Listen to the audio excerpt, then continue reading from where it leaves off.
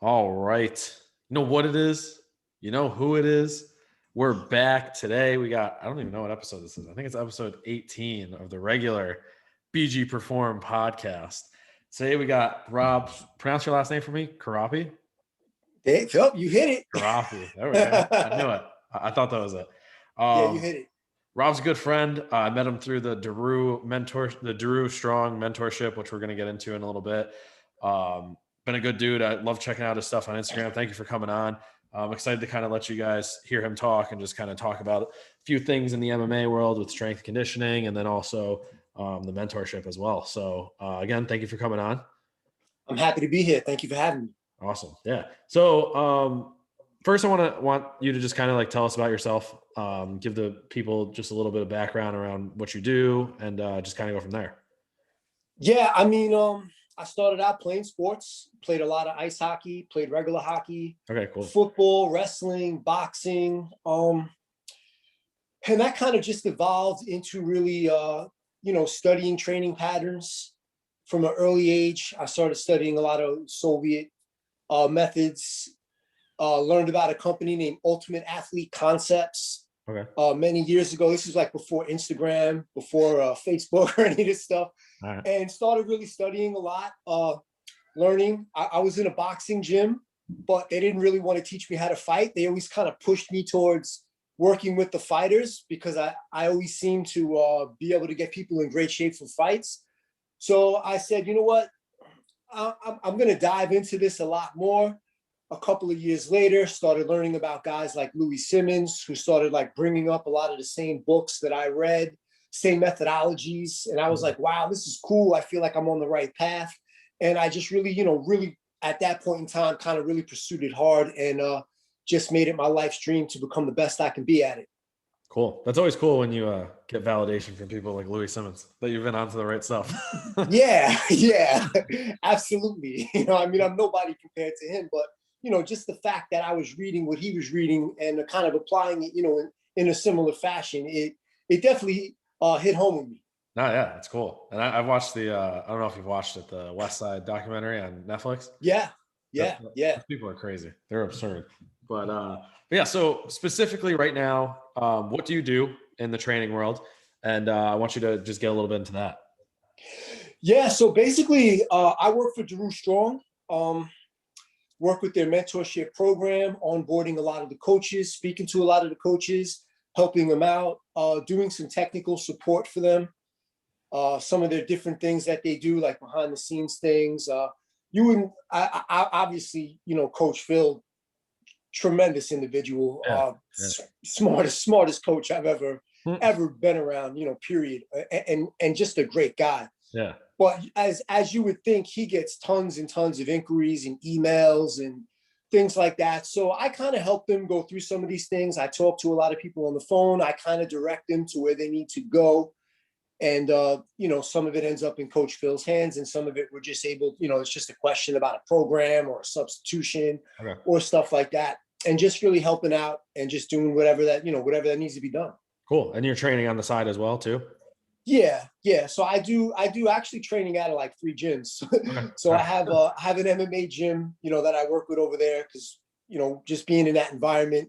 Obviously, if you're a fighter, it's more conducive for training. I have more personal training studio that I train more like doctors and more professionals.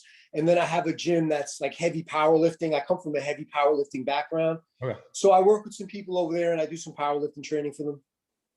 Cool. Awesome. So and I guess diving into this, because we're going to get into the mentorship a little bit later, but what got you into training initially? Was it the sports or was it something else? Or, what kind of got you into the point where you were like, all right, I really want to pursue this as a career. And then it really took it to the level that, where you were like, yeah, I can make this a career now. Yeah, I would point to 2 things. So I was really good at hockey, and I had suffered a really bad hamstring tear. Okay. And growing up, rub some dirt on it. That was like the philosophy. Family didn't have a tremendous amount of money, so like MRI, okay, you could walk, you're fine. So I was sidelined from that. So that really got me into studying that more. And like I previously mentioned, just being in the boxing gym. Mhm. and wanting to always learn how to box. Yeah. And they were always kind of like, wait a minute, we need to put you over here. We got a guy who we think is really good or could be really good, like a backhanded compliment to me. But, those things really made me really dedicate myself because other people started to see it in me. And Yeah. when other people see things in you, that kind of makes you take a step back and say, you know what, if other people are seeing this, then this is something that's worthwhile to pursue. Yeah. And like, yeah, I think, part of that is just taking your time and building up and getting the, like, as much as you maybe wanted to be a fighter, and you turned into training fighters, it's probably the better place to be, honestly, in like terms of like, working with those guys and getting the experience and getting it from that age and then getting it to a point where now you get to use that like every day and probably the highest capacity you can, being a part of like Daru Strong, Um, but what's been your favorite thing about training so far in terms of yourself and then in terms of training other people? All right. So I love programming. Like I love writing programs.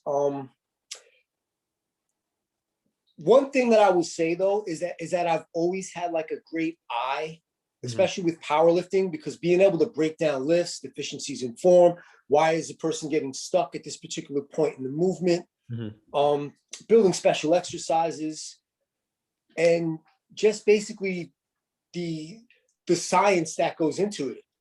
Yeah. I never really considered myself a technical coach. I always was more of like a practical coach. Like I had a lot of experience of training people and running through things. And I trained guys who squatted, 855 pounds, for New York State records, and guys who deadlifted us over 600. I had a 600-pound bench presser. I trained along 1,000-pound squatter. Um, Yes. Really just the grind and just everything that goes into it. Another thing that really can't be understated is the group atmosphere, Yeah. especially when we were powerlifting and we were in these gyms, and these gyms were hard to find back then. Yeah. Like we would drive 35, 40 minutes to a gym that had like a glute ham raise. You know what I mean? So, like now everybody has them. You can go in 24-hour fitness and get on a reverse hyper, but it wasn't always like that. So it was kind of like a pack mentality. So we would go to these places and we would have our team and there'd be other teams spread out throughout the gym, and Yeah. we would want to be the strongest, and it would always push us to just go further in what we were doing, Yeah, and I think that's one of my favorite parts too. And like hearing that, that's I'm a little bit younger, obviously, so like my days in the gym have been pretty. Uh, most of the gyms I've been into have had everything I've needed, and like there hasn't been like that type of thing. But I think building that community, and I think that being a part of other MMA gyms so far, like I've been into a few jujitsu gyms, and I've been into now that I'm in Nashville, I'm in Nashville MMA, and that's the gym that Michael Chandler's owner of, and Okay. and like it's just like a huge community, and like I think there's a difference, and you'll know this obviously, but like there's a difference in like a gym community and then like a martial arts community. Yeah. I don't know if it's just because of and I don't mean like difference in personality, but I mean like in difference, because there clearly is, but like a difference in like you're just like embracing a different suck together, and like Yeah. you're hurting each other almost, but like you're doing it in a friendly way. So like having that behind you and like having that experience is like a totally different thing, that I think that as you go from gym to gym, and you've been in a powerlifting setting, because I've been in that background as well, but like into like a deep powerlifting setting, and then like a deep MMA setting, they're two different things, but that camaraderie is almost like one of the better things you're gonna get.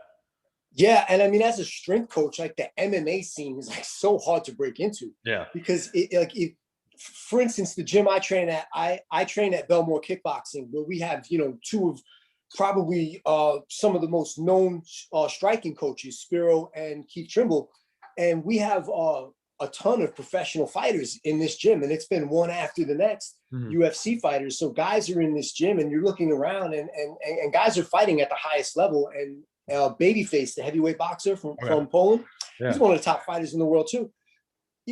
Everybody can fight. You know what I mean? So people are pushing people, and they're looking at guys, and they're just, it's elevating everybody else's game. Yeah. So when you try to come in around and you're not really used to that atmosphere and you're just like a strength coach, you're just kind of trying to hop in and just do some strength and conditioning, guys don't really like want to look at you. Like they look at you as an outsider. Yeah. So they're not really taking what you say serious. Being on Long Island, you'd be surprised anyway, the amount of fighters who just want to stay away from, strength and conditioning. There's a couple of guys who are booked for fights and they're basically doing just threshold training and that's it. Damn. Yeah. And Yeah. like that's like basketball too. Is like I'm a huge basketball fan as well. And some of the best players in history were someone that like didn't want to touch a weight. Like Allen Iverson didn't Yeah. want to touch Yeah. weight. I'm pretty sure like Tracy McGrady didn't lift a lot. And like a lot of these guys were just, they were just very against lifting for the simple fact that it was hard and they didn't understand it. And like MMA is one of those things where, like you said, it's really hard to break into. And I don't think you can break into it unless you come from a specific background of knowing somebody or you're in it yourself. And Yeah. being in it Yeah. yourself is, I think, going to only make you the best version possible of that because you understand what it's like to feel a certain way or get taken down or what you actually need because like there's other sports and like football and basketball and baseball that like you can understand from the outside looking in, I feel. And MMA is one of those sports that I don't think you can truly understand until you get choked out or until you get touched up a little bit, until you get kicked in the leg and you're just like, Yeah. this is what these guys are going through. I mean, there's times I've woken up in the gym, like, unconscious, like what happened? You got knocked the fuck out. So it's just weird. Powerlifting's the same thing. Like I've trickled blood out of my eyeball. I've, like blew my ear out bench pressing, static coming out of my ear for 2 days. If you haven't gone through those things and you don't understand what the competition's like, yeah, it's going to be hard to relate to those type of athletes because those type of athletes are specifically wired much differently. Like I've worked with basketball players and I'm terrible at basketball. I can't even hit a free throw. Football I played, I understand it a little bit more. Baseball, like I've worked with baseball and soccer players, but those are sports that I like played leisurely, but never really, at a high competitive level or anything like that. Yeah. But, it's like the other sports are just way more accepting. If you're a strength coach and you're looking to break into the game, go get yourself like a high school soccer player or a high school baseball player because those guys are going to be much easier to convince to train than somebody who gets punched in the face for a living or somebody who's breaking their back and has basically every injury in the world from being under the bar, and it's just if you haven't been through those things, if you don't have that experience, it's definitely hard to empathize with these athletes. Yeah, and I think that I've come to find that the people that I've talked to in the MMA world, the MMA strength and conditioning world, they're few and far between, and there's not a lot that do both very well. There's usually MMA coaches who have adopted some aspects of strength and conditioning, but they don't really understand it. They just kind of go with what's worked with them in the past. And like the guy, yes. and the guy that I do my other podcast with, the Fight Cast, he was a former boxer. And I've talked to him about his strength and conditioning, and like he's just said like it was just basic stuff. Like his coach just had him run push-ups, sit-ups, and like shadow boxing. It's just like whoa. And like some of the guys that he's fought with, it's just like these dudes are doing that too, and they're like, it's crazy how far some of these guys have come and how good they are from just doing like the basic stuff. And it's like and that's where you start to see the way that Phil has taken it and the way that he's teaching and like the guys he's putting out there now and the guys that you've been a part of as well is like these guys are coming out and they're actually reaching their full physical potential along with their like just like skill, just like God-given skill of like hurting people, and they're doing it very well. It's funny because when you do get an athlete who says, okay, like I'll train with you, and then they have a good 2 months with you under the belt, and then they start to say, whoa, I wish I was doing this earlier, because like a lot of these guys I was working with, and especially during the pandemic, I was running group training outside in a parking lot. Yeah. And I had like 4 or 5 like young, hungry guys. And then when the gym started opening up, they were just telling me how they were just manhandling people. Yeah. And there were people who were either just a little bit more skilled than them, or they were at about the same amount of skill. And it was just no comparison. It was over, Yeah. because of the strength training. Well, I think that, and I think this is starting to come out more and more, and you're starting to see it more, and at least in the MMA world, is the you can learn the skills along the way, but like the strength stuff is just, if you can use it right and train it correctly, it's essentially a turbo, and it just makes Yeah. everything else that much better. It makes your punches that much stronger, your movement that much quicker, your endurance that much better, so you can last in the later rounds. You can take some hits. You can, go through some bouts of expenditure of energy and still have some left because of the training that you've done.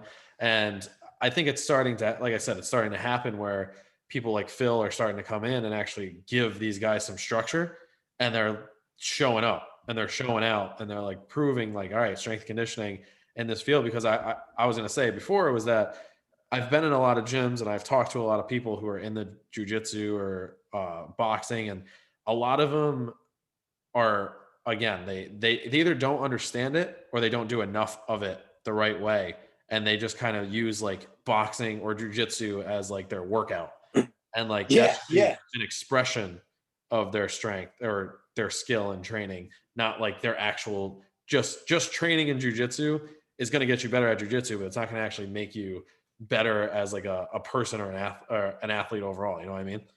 Yeah, I mean, when I came up, it was like, if you want to jump higher, squat more weight. If you want to Yeah. run fast, just squat more weight.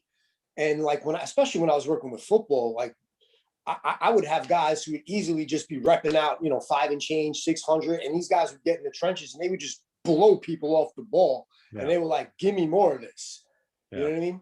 So it's definitely a big, but you got to train the right way though. Let's Yeah. just say that as well. Like the things that Coach Phil is doing, and he's on a completely different level from Yeah. anybody that I've ever seen, or maybe ever will see. I mean, this guy, while he's here, people need to take full advantage of his knowledge, because you may never see another. Yeah.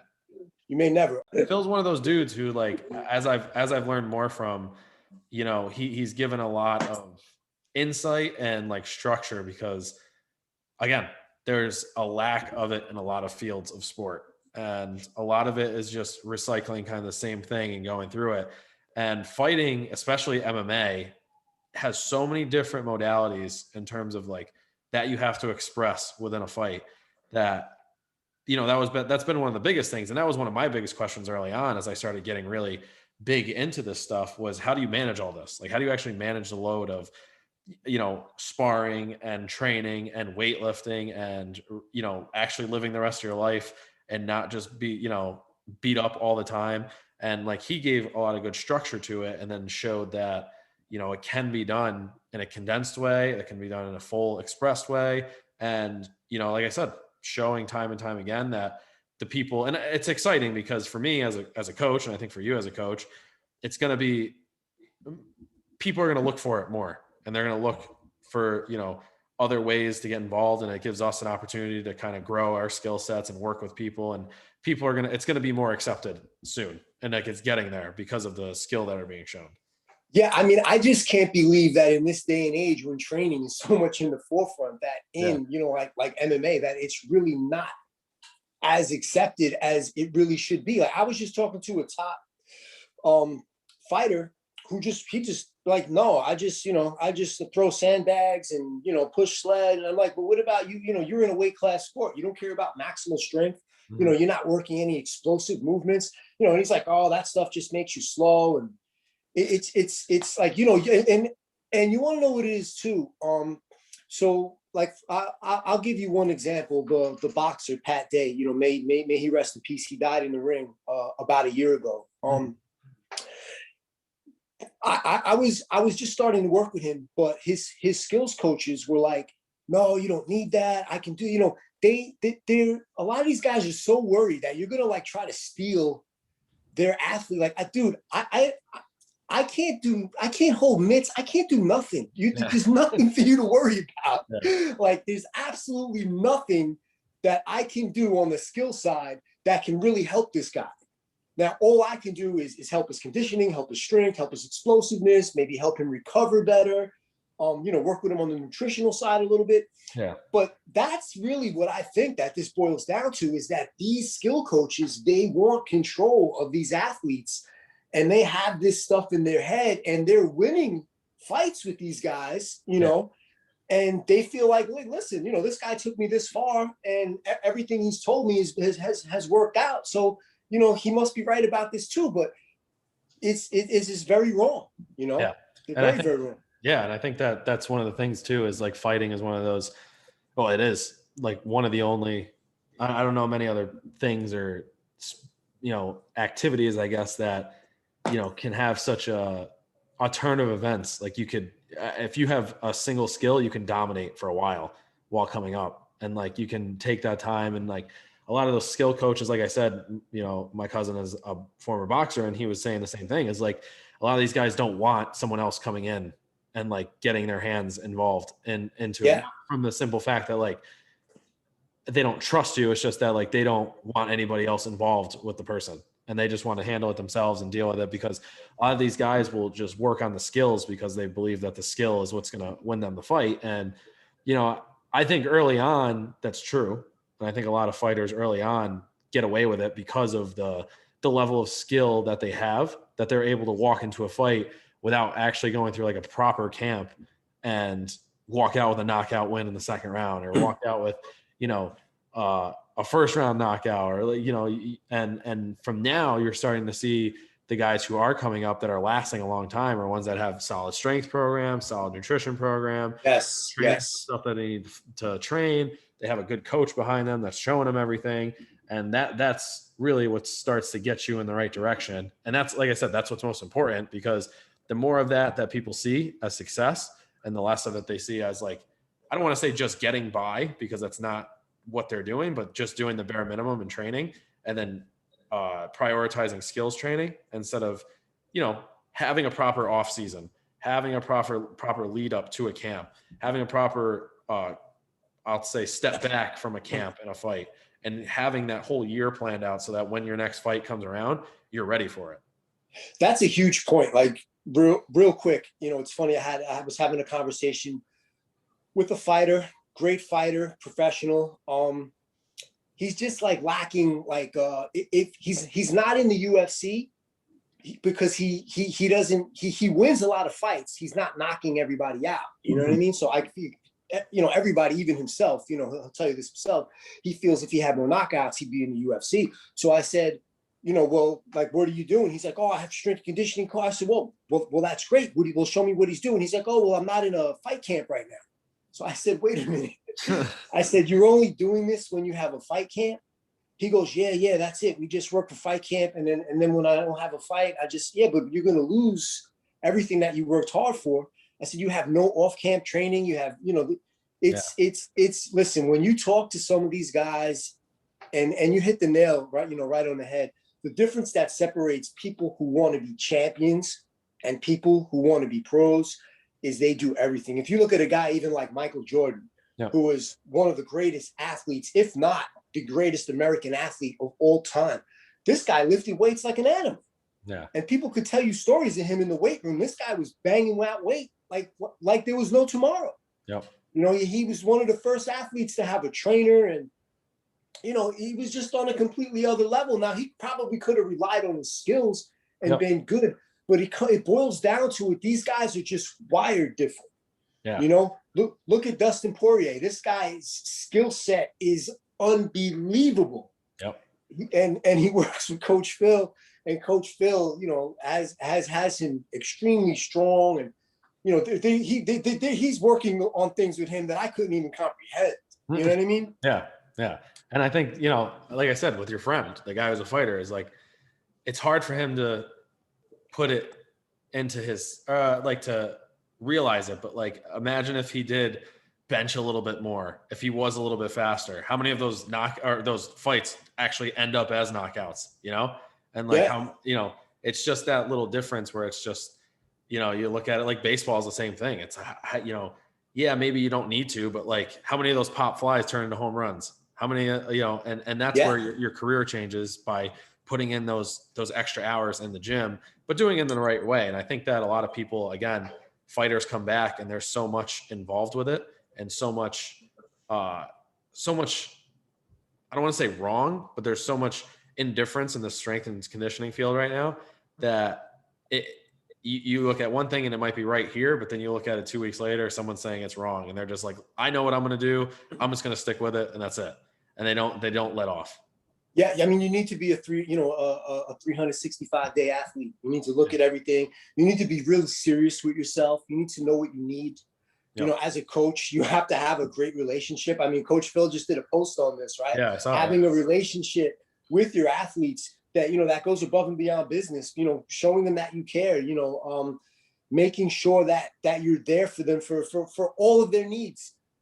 And really designing something that's going to be solid. When you build that relationship, you build that trust. You can say, hey, listen, you're not as explosive as you need to be. We need to work on your conditioning. Look at your numbers. We can compare your numbers to such and such. We need to get you somewhere. A lot of people, they don't want to take a long look at themselves and say that they're not good at something. Yeah. But the people, the best people out there are always looking at themselves, criticizing things because they want to be the best at what they do. Yeah, no, that's true. And I think that's, I think that what, you guys are building and the mentorship and everything that I've learned, I think that it's going to start creating a little bit more of a structured field here that's going to excel a lot. And it's going to start from this, which is cool. Listen, that mentorship program, that thing is like the best. And believe me, I have every certification under the sun. I've been getting certified since like these things came out. Yeah. There's nothing like this. Yeah. And we'll talk about that more at the end, because I definitely want to give people a little bit more insight, because, there's a lot of fight fans that listen. So I definitely want to give them some more how-tos on that. But what, I guess, was there something specific early on or in your life or career, or even just meeting like Phil, I want to ask about that too, but like what made you want to start to move towards like the fight field and like MMA? Well, you want to be honest, like one of the reasons why we started training is because we were just fighting in the neighborhood all the time. Yeah. So we were coming from a neighborhood that it wasn't the greatest. My parents did the best that they could for us. They they worked a lot, which led us to kind of be out there a lot. And we were always fist fighting all the time. And, we didn't have any skills or anything. We didn't know what the hell we were doing. But, even like, during like junior high school, one of my friends got a trampoline for Christmas or something. And we were just like, okay, we're going to use the trampoline as a ring. And who wants to fight who? And we just started fighting. So it really came out of a necessity, really of just protecting yourself and going to school, having nice sneakers and guys want to fight you for them and stuff like that. So a lot of it came out of necessity. And then, like I said, previously, it kind of just built into sport and wanted to be better for sport. Yeah. Which is kind of strange because everyone else around me, like there wasn't a lot of people who were really into being physically fit, but the ones who were, they were like more into bodybuilding. Yeah. Well, and to me, that's a concept that like I could never really understand. So like there was, I was the weirdo because I was trying to work for performance and it just wasn't something that people were really thinking about. Well, I think it's still a relatively, new thing. I don't think it's something that's obviously, like you said, been around that long. And I don't think it's understood fully.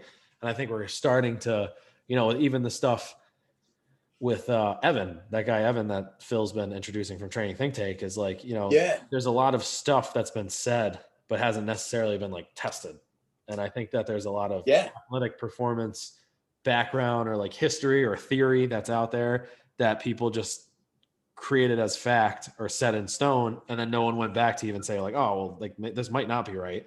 Like we could probably test this or look back, and like sports performance is going to get a place, I think, in like 5 to 10 years where we're going to look back and be like, wow, we didn't know anything. And like, it's going to just continue to be that way because we're going to start to understand the body more. These tests are going to be even better. We're talking about like this Moxie test and these other things that are coming out and NIRS and like all this stuff that they're using to track, but they're understanding what to look for now and seeing, okay, like, we thought it was this, but we're actually looking at this, and this is the main reason that that's happening. So how do I train that? And like, we're just going to become more efficient and become better with our time and better with our training. And it's going to lead to greater things with fighters. Yeah, I mean, absolutely. This, like, to me at least, right? Yeah. Because these guys are so smart. Yeah. Like, if you look at the stuff that, like, not only Coach Phil's doing, but Evan, I mean, these guys are basically scientists. To me, back in the day, I used to watch the Rocky movies, and like those training montages would always, they'd always hit me. Like, you want to go outside, but yeah, let's play football. But like the one that hit the most was in Rocky 4, when he's getting ready to fight the Russian, and they have all these sophisticated techniques and stuff like that.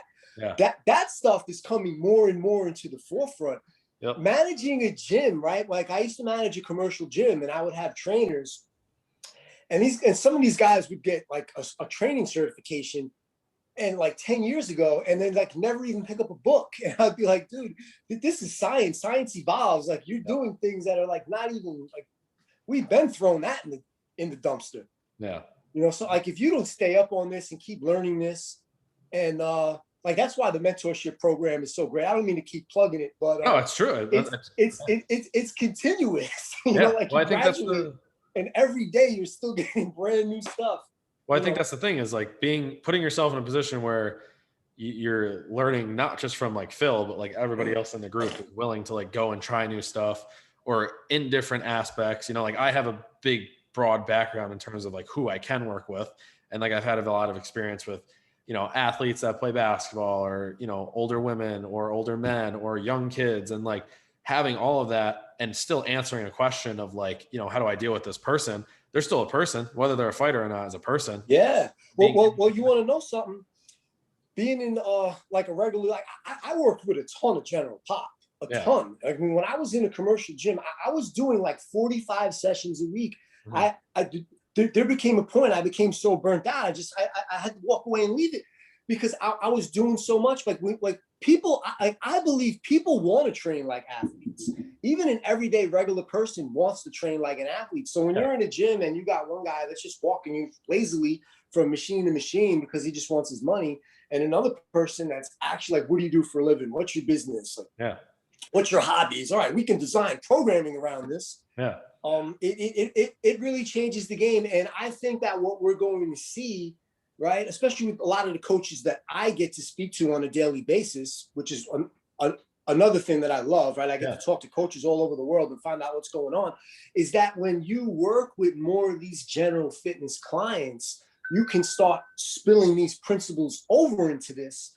And it not only becomes a whole new ballgame, but for the coaches that are actually really in this and really do this and love it and do it for a living, their businesses, they just explode. You basically have to, look at your schedule like, okay, I have to start shutting it down a little bit, which is a great problem to have, you know? And I think that learning GPP is probably the most important thing for a coach. I think just like having to put yourself in a position where you're dealing with a grandma, dealing with a grandpa, dealing with a 40-year-old man, a 14-year-old kid, like all of these things, because it just makes you better when you have to deal with an athlete, because an athlete is just like that, but they just want to do more. So understanding that baseline level of how do I get to them, and then deal with, because honestly, and people have asked me, because I have, I've worked with a lot of athletes, but I've worked with more general pop, and I definitely prefer general pop sometimes because of like, there's no ego, there's no baggage, there's no, people are athletes for a reason, especially fighter. Yeah. And like they're athletes. They got money too, bro. Yeah. And like, it's true. Like, like try to put 5 or 6 fighters together to pay you $20 a head to do group training.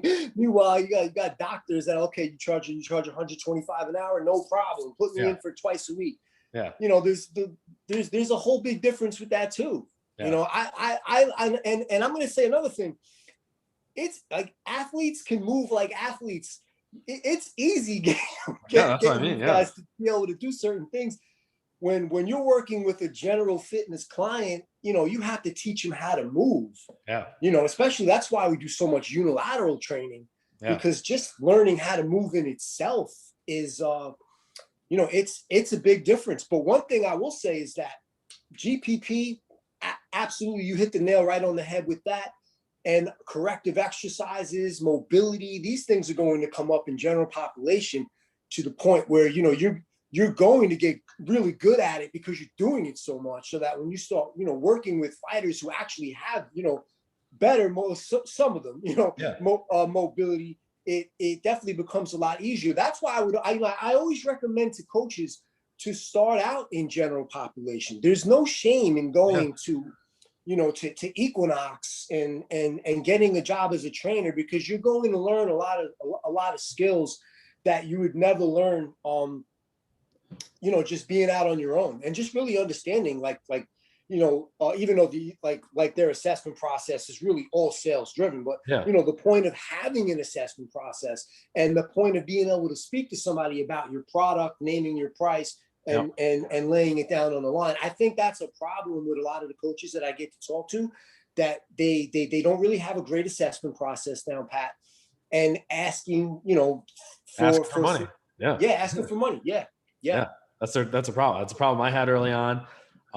It's a problem that a lot of coaches, it's just confidence. They lack confidence because and they not don't. knowing their value. Yeah. You know, like there's guys out there that are like, you know, oh, I'll train you for $40, dude. I'm not personally me. I'm not doing nothing for less than $1.25 an hour. Yeah. You know, unless we're gonna do some auto pay, and then Yeah. I'll pop it down, you know, $10 or $15 a session. But but you have to know your value. Yeah. And then, you know, that stuff, like I said, it just comes with time and it comes with experience. And when you start to see what you can do as a coach, and that was, you know, one of the things for me is like, I keep putting myself in positions where I'm trying to learn. I put myself in the Daru mentorship. I'm learning from the Prescript guys. I'm learning from all these different companies that I trust. And it's just making me that much more aware of like, all right, well, you know, I know this now, and I've learned this, and I already knew this, but now it's just been, you know, like you said, what's the word? I can't think of the word, but like reassured that like I was right and I was moving in the right direction. And exactly. Yeah. And like that's always, you know, awesome to see. Cool. So question, who is your favorite fighter of all time that you've worked with? And then your favorite fighter just in general? You don't have to say worked with, I guess. That's probably a bad question because. Well, listen, I'm from like an MMA breeding ground from Long Island, where we started with 2 gyms and we just branched out, and now everybody's, you know, has got a gym. I would say best fighter I worked with is probably my good friend Chris Presta, ex Ring of Combat light heavyweight champion. Okay. You know, professional league, but you know, really, really close friend of mine. So I would have to say that he's my favorite. Favorite fighter. I'm actually gonna give you something pretty interesting. It used to be John Jones, and we got into a big spat on Instagram, me and him, arguing back and forth. Yeah, arguing back and forth. You want to hear the story real quick? Yeah, I do, because I didn't know. That's I want to know what it was about. Yeah, so his management, first round management, a lot of them around from my area. So back in the days, you know, I was doing. He's from Rochester, right? Yes, but some of first round management is from Miami, but some of them are up here in Long Island. Okay. You know, so like they helped me out in a little bit in the beginning. I had come out with an MMA training book, and they took it out to Vegas one day, you know, and when they did the big 4th of July thing, and they looked out. They did a few things, you know, to get my name out there a little bit. So they felt real disrespected by this, but I felt even more disrespected. And you tell me who was right and who was wrong. So I'm flipping through Instagram, and he's talking about all these different fighters, right? Is John Jones and this is the problem with him. He's a very insecure individual, right? He's talking about how this guy, his record, once he got caught doping, is this and that. So he says something about Chris Weidman, right? And I don't know him personally. I know like Gian Valente, who's his right-hand man, has the same striking coach that I had, Spiro, right? Okay. So I'm like, yo, my man, like I threw a comment down, like, my man, why are you snitching? You know what I'm saying? And he just fucking lost it. He started fucking cursing and fucking spatting and all this. So anyway, long story short, my fucking followers went up like 1,000 in like fucking in like fucking like 60 minutes. And I've like all my posts are like fucking 10 and 20,000 views on it, like overnight. You know, I was posting shit like fucking like every 30 seconds, like fuck it, I'm taking advantage of this. Yeah. But I didn't really like what he said because, you know, like if you feel that way, just keep it to yourself, man. Why you wanna try to solidify yourself by putting someone else down? Like, okay, if this guy, listen, let me tell you something. A lot of fighters are juicing. A lot. I'm not gonna say all, a lot. So if you were doing it and this guy was doing it and you got caught and he didn't get caught, but you felt like he should have got caught, and since he stopped doing it, his record is not as good as it was. So why are you even bringing that type of stuff up? He got caught twice anyways. I used to have a tremendous amount of respect for him as a fighter. You know, now I don't really, you know, feel that way. But I like Conor, you know, I like Conor a lot. You know, to me, he took a little bit of a step backwards in my mind with the whole Khabib thing. You know, like I understand that you're selling a fight, but you're talking about a man's religion and his family, and you took it too far. So that kind of made me pull back from him a little bit. When he fought Dustin, he had a little bit of a different attitude. Yeah. Gregor Gillespie's a great guy. He trains out of my gym. He trains out of Belmore. He's in the top 10. All he wants to do is just fish. You know what I'm saying? He's a pretty cool guy. So I like watching him fight a lot. He's getting ready to fight again in about 3 weeks. My boy Vinny Uzi trains him. Shout out to Vinny. Vinny's a great guy, great strength coach. Trying to think who else really. Those are some big names. I like the big guys. I like Stipe. I like Stipe a lot. Stipe? Yeah. You know, I'm not like I like watching people get knocked out. Yeah, okay. I got you. You know, but growing up, I was always a Hoist Gracie fan. So to me, Hoist Gracie was nobody could touch him. Do you have a jiu-jitsu background? Do you do jiu-jitsu? Who, me? Yeah. A little. So long story short, growing up, a friend of mine's father owned a jiu-jitsu studio, and we used to go over there a little bit. So I used to roll around a little bit. I wrestled in high school, but never really took it really too far. Sarah has a gym, you know, right by my house. Matt Serra's another really good guy. I worked with a lot of his guys. A lot of those guys are fighting in Ring of Combat and a lot of these lower level shows. Really good guy, but I never really pursued it, you know, because you know what kind of turned me off to it? I've trained a lot of guys for these NAGA tournaments. Yeah. So naturally I would go and, you know, and just seeing two guys sitting on their rear end, just trying to kind of like kick fight and all, it kind of really like, what is this, man? Just no, I got you. So my cousin, I gotta get you on a podcast with my cousin. I'm gonna have to have you back on with him. Come on for the fight cast because he. So I like boxing a lot, man. Yeah. I like you know, I'm more of an MMA fan than a boxing fan, but I like strikers. Let me just put it that way. I like some good strikers. Yeah, because I'm Conor's probably my favorite, but like I love watching Izzy. I love watching, you know, dudes like Izzy who are just yeah. I mean, he's great. He's great. Just knock you out of your I love watching Phil Hawes.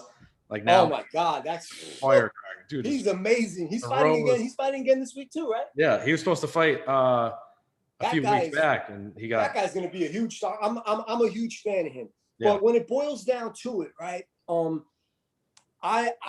I'm a fan of all of the Daru Strong athletes, of course, and so I can't really I'm never going against the home team, you know, and I'm from Long Island, so I train at Belmore, so I root for those guys as well. So it's really more or less like, you know, I'm not going to ever go against any of these guys. So like in football, I'm a Giant fan. That's it, you know. Yeah, you know what it is. But, you know, with MMA, it's a little bit different. You're dealing with different people and different personalities. Yeah, it changes. So, it changes. There's always different. Yeah, but I'll never go against the grain. You know, so if I say I'm a, you know, I didn't root for Conor McGregor against Dustin. You crazy? I did never. That would never happen. Never. You know, I went straight. You know, I listen. I was running around like Jimmy Mouth of the South Hall with the megaphone, telling anyone who were here, listen, he's at the Daru Strong gym. He's not losing that fight, and the Yeah. proof is in the pudding. They're like 7-0 this year so far. He's really Yeah, I going to know. change. He's really going to change the game. I'm excited about People it. looking at this like, where are all these people coming from? And they're all coming out of that gym. They're all lifting, box squatting. Yep. What Louis Simmons did for powerlifting Yeah, is I what agree. Coach Phil is doing for MMA. And I'm just going to go out and say this: what Coach Phil is doing is a lot more complex than what Louis was doing. Yep. So if you ask me, I think the Daru Strong Gym is the gym, where all these scientifically, athletes with it's the ultimate lab now Yeah. in the United States of America. In my opinion, and much respect to everybody, everybody who does this for a living. I'm not ever going to down anyone's methodologies or their gym unless they're just doing something that's just scientifically not backed. But listen, they don't get enough credit, and I know a lot of people give him credit. He don't get enough credit. Takes time. He's gonna get it. I know he's gonna get it. All right. So talking about that specifically, how did you get started with the Daru mentorship? And then, give us a little bit of insight, like how to get started on it, if anyone is interested in joining and all that stuff. Yeah. So, I mean, I got started on it, like a lot of coaches during the pandemic. You had a little downtime. Let me sharpen my sword, right? Yeah. So, like everybody else, Coach Phil, he's a respected source. You mentioned Prescript; those guys are great as well. Yeah. Their stuff is amazing. So, took the program, absolutely loved it. Right. I came up conjugate, so I already had and he's not pushing straight conjugate. He talks about many different styles and philosophies and when it would work and when it wouldn't work and the pros and cons of everything. Even conjugate has cons, you know what I'm saying? But just loving the program so much. And then they were looking for somebody to I guess man the phones and screen the coaches and talk to the coaches and explain what the program is all about and everything.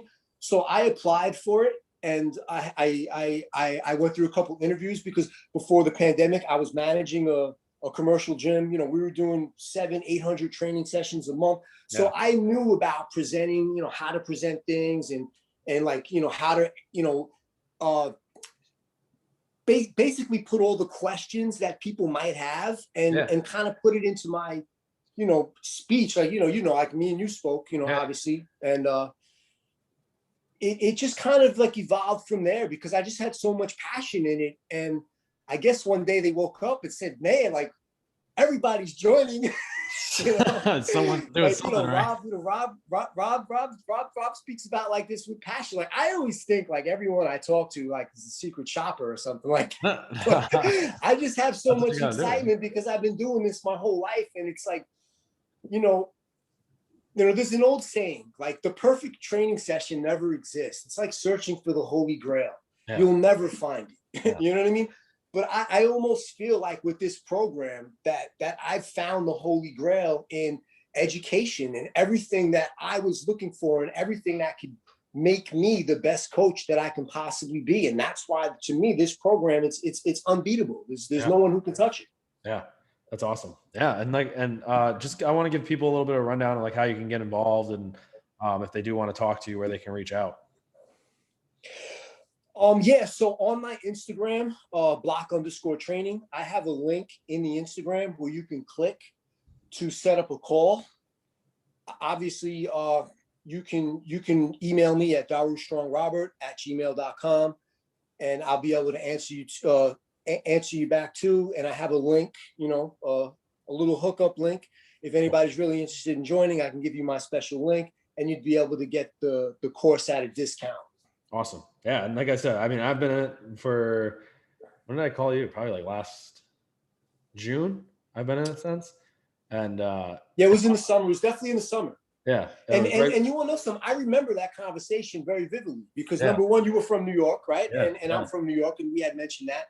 And it kind of hit me like how you were just telling me how you were up there, you had your own facility, you kind of had your classes going on, but you had a little downtime right now. And that's what everybody's saying. Listen, I love and I tell Phil this all the time, and he chuckles every time I say this because I'll never stop telling them. I absolutely love talking to coaches from all over the world. What's going on in, over there? What kind of content do you guys have access to? What are you guys doing? It's very interesting talking to coaches in other countries. Some of these guys are patching things together with Band-Aids just to get programs going. I see some of the group. We're very blessed over here. We're very, very blessed, and like just today, I'm talking to a guy in Bolivia with like a terrible connection, and we're just going back and forth, on WhatsApp, just calling each other like 50 times, Yeah. No. And like I said, that's one of my favorite parts of the mentorship so far is the group chat. I've met some awesome people, including yourself, and then like awesome people I stay in contact with pretty regularly and just reach out, see how they're doing. They send us group chat. Yeah. The group chat is dope, man. The whole concept, right? Well, two things. The concept of it being a lifetime membership, right? Yeah. Which is like unheard of. Usually you take a certification, it's a few you months, get a book, the book becomes outdated, and you go your own way, right? Yep. Nobody really cares. With this, yeah, like I believe there's been something like 600 people who have gone through this program and learned these things. And you're in the group chat, you're talking to guys. You have Reese over there training like Mark Ducasse and all those guys over in England. He's in the program. You got Adam, who I think Fight Camp Conditioning just reposted. Great coach, right? He's like these guys went out and developed into some top coaches. But now what I'm going to do is I'm going to give you a little bit of props, right? Because one thing that people will learn from this program as well, and one thing that Coach Phil has taught me, and I think if you haven't learned this from the pandemic, then you need to reevaluate, a few things. You have to have many different revenue streams. Oh, of course, yeah. And you have your training, you have your online training, you have your podcast. Like you're doing a lot of different things, a lot of things that Coach Phil's doing. Like he's a very, very busy person. That's kind of really how I got involved with them, because they just, only one person can't do everything, so if you don't have, and he's smarter than everybody. Like he hired me to do my job, but he could do it better than me if he sat down, I mean, he wants to do what he's good at, is coaching. Oh man, listen. Hardest thing to do. And just like you wouldn't find a better like person. Yeah. Like a lot of people like I was talking to a coach yesterday, and he's like, I can't believe this program don't cost $5,000. Yeah, I know. It's not all about the money, man. It's really about helping coach. He has three passions, right? He's got his family, which he loves. He's got his athletes, and he's got his coaches, and that's his real main focus, and reaching, just like you see the group chat, man, like, one thing, like even like little things when they were coming out with that Fight Dominance app, and he was like, test out these workouts. And I'm looking at this, like, I love looking at programs. Yeah. And I'm just like, man, this is mean. I actually follow the Train Heroic, right? Because it's like, if you're a coach and you just want like easy, thoughtless program, like not thought, like that's a bad word. No, like you don't have to put the thought in. They're putting the thought in for you. For like, it's like $39 a month. You could follow Train Heroic, and you can have, these are great workouts. You know what I mean? And I'm looking like right now, they're doing like a power speed block. That's just like, I'm just like, man. and I'm watching Instagram, and he's having Bruno Bostwick and Steffi going through the same block. Yep. Yeah. So I mean, what's really better than that? Yeah, no, it's true. And like I said, if you guys are interested, reach out to him. It's at @block_training on Instagram. He's always posting a bunch of cool stuff too. If you're a coach, you're interested in learning more about this stuff, check out his Instagram, and then you can reach out to him. He can tell you a little bit more about the podcast, or tell you a little bit more about the program and the mentorship. You can get involved, see all the good stuff that's in there. I definitely appreciate you coming on. I got to head to work soon, so I got to. Oh, it was fun, man. It was fun. You got some late night clients, huh? Yeah, I want you to come on again for the fight cast so you can meet my cousin. He's a good dude. He's a boxer too, so have a good conversation. But definitely appreciate you coming on. We'll see you guys next week. Peace.